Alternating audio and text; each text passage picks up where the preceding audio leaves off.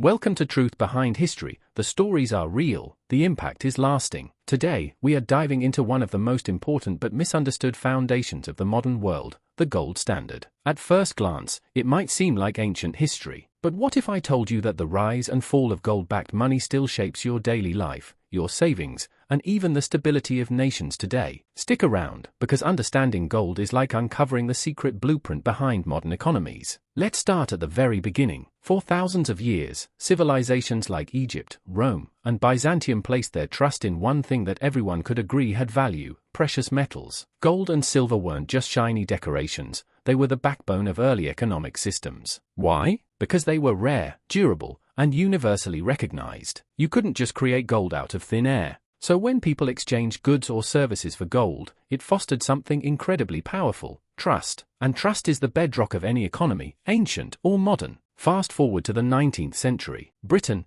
in 1821, formally adopted the gold standard, tying its currency directly to gold reserves. This move set off a domino effect across the world. By the late 1800s, most major economies had embraced the idea. Money wasn't just paper anymore, it was a claim on something tangible, sitting safely in a vault. Imagine the confidence that gave to merchants, investors, and everyday citizens trying to plan for their futures. But here's the real magic of the gold standard. It didn't just back currency, it enforced discipline. Governments couldn't spend recklessly or print endless amounts of money. They had to live within their means, because every paper note had to correspond to real gold. This natural constraint kept economies grounded, much like an anchor steadies a ship during a storm. Without it, well, things tend to drift, often toward chaos. Alright, now that we understand the long roots of gold's economic power, let's zoom in even closer. How exactly did this gold standard system work on a day-to-day basis? Get ready, because the mechanics behind it are as brilliant and as delicate as clockwork.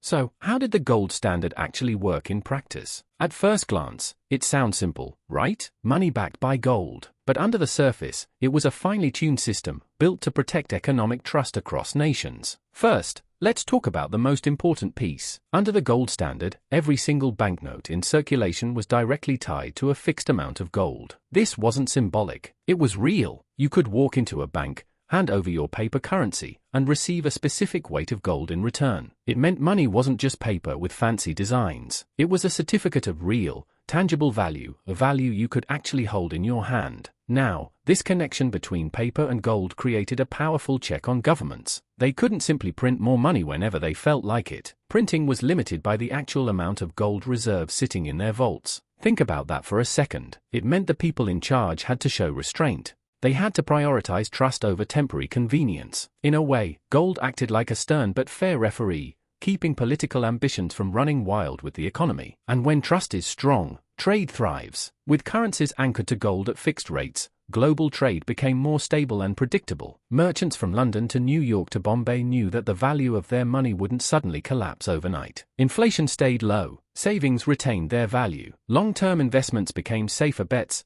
not reckless gambles. In short, the gold standard wasn't just a financial system, it was a global pact, a shared promise that money would mean something real, and that governments, for once, would have to play by the same rules as everyone else. But as you might guess, no system is invincible, and soon, the world would face pressure so immense that even the gold standard's sturdy foundations would begin to crack. Let's take a closer look at how war, crisis, and political pressures started chipping away at this golden era.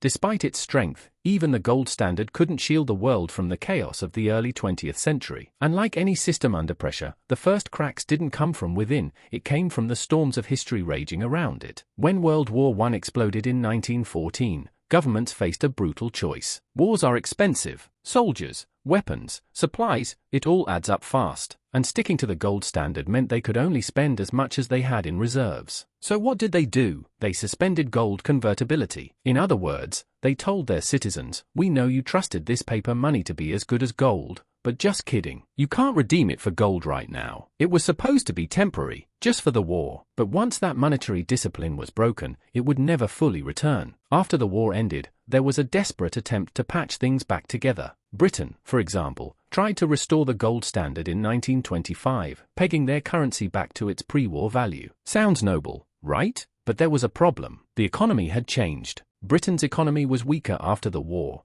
and restoring the old gold parity placed enormous strain on businesses and workers. Instead of stability, it worsened the Great Depression, exposing just how fragile the post-war global system had become. And if that wasn't enough, the final dagger came in 1933 with the United States Emergency Banking Act. Under Executive Order 6102, ordinary Americans lost the legal right to redeem their dollars for gold. Private gold ownership was even restricted. Imagine that. After centuries of trusting gold as the ultimate financial anchor, citizens were told, hand it over. The rules of the game changed, and not by popular vote, but by executive decree. Piece by piece, the old world of monetary discipline was being dismantled, and what rose in its place would shape the modern world, for better or worse. Next, we'll see how the final blow to the gold standard played out, not with a bang, but through a series of quiet but world-shaking decisions after World War II.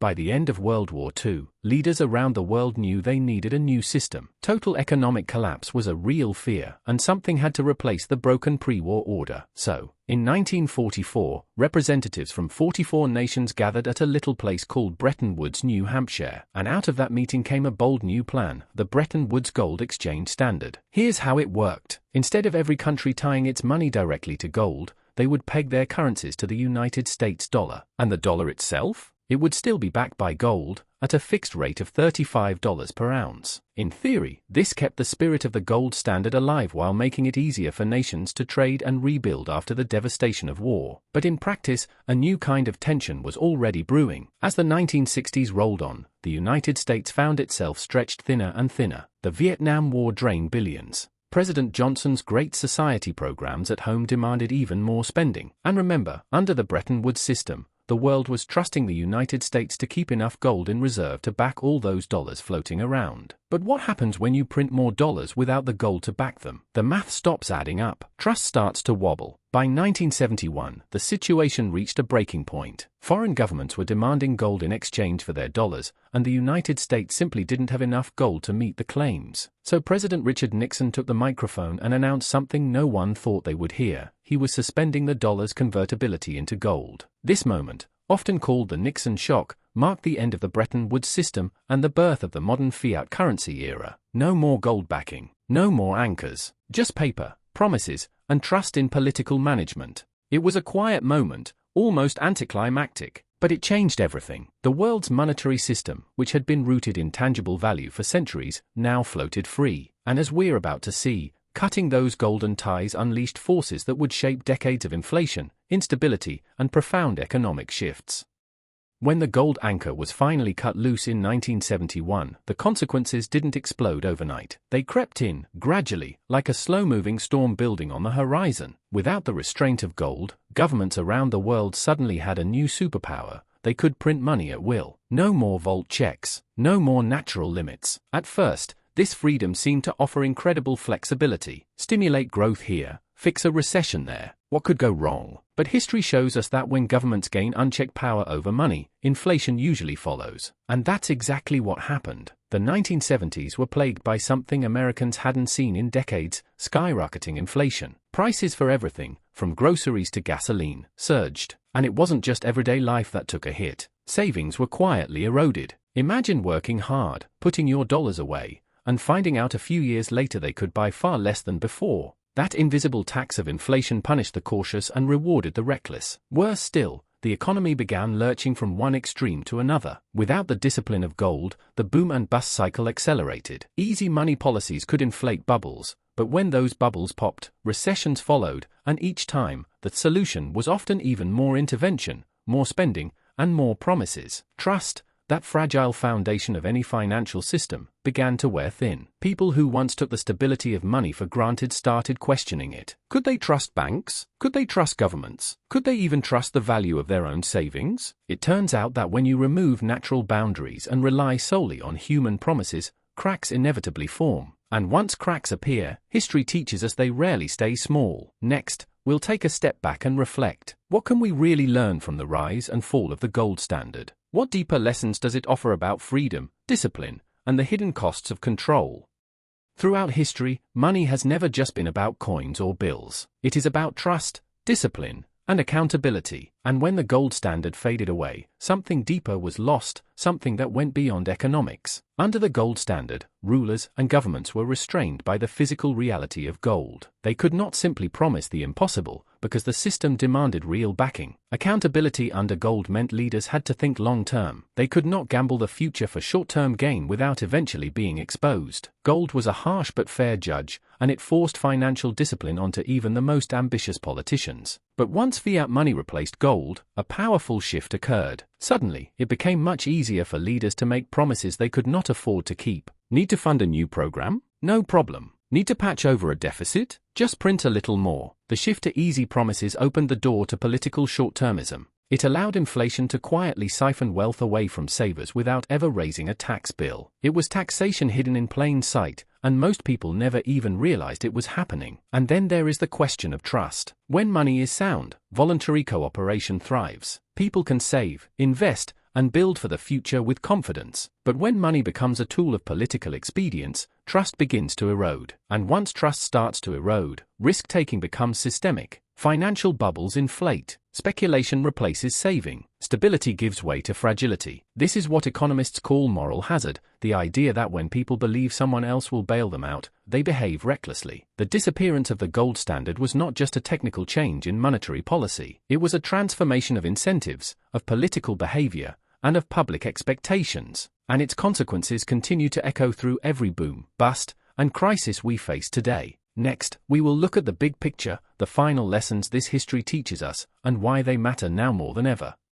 As we step back and reflect, the story of the gold standard offers us more than just a history lesson. It gives us a mirror, a way to see the deep connection between money, freedom, and the strength of a society. At its core, the gold standard was about integrity. Stable, honest money systems are essential for preserving individual liberties. When money holds its value, people can plan, save, and invest without fear that tomorrow's rules will change on a whim. Monetary integrity underpins freedom. Without it, freedom quietly erodes, often before anyone notices. And what happens when that integrity is lost? We have seen it time and time again. Centralized experiments with fiat money have produced cycles of distortion, instability, and financial crisis. Whether it was the stagflation of the 1970s, the bubbles of the early 2000s, or the uncertainties we face today, the pattern repeats. Without natural constraints, human systems tend toward overreach. But here is the good news. History also shows us that when systems fail, people seek alternatives. They rediscover the power of sound money, whether through a return to gold, innovations in digital assets,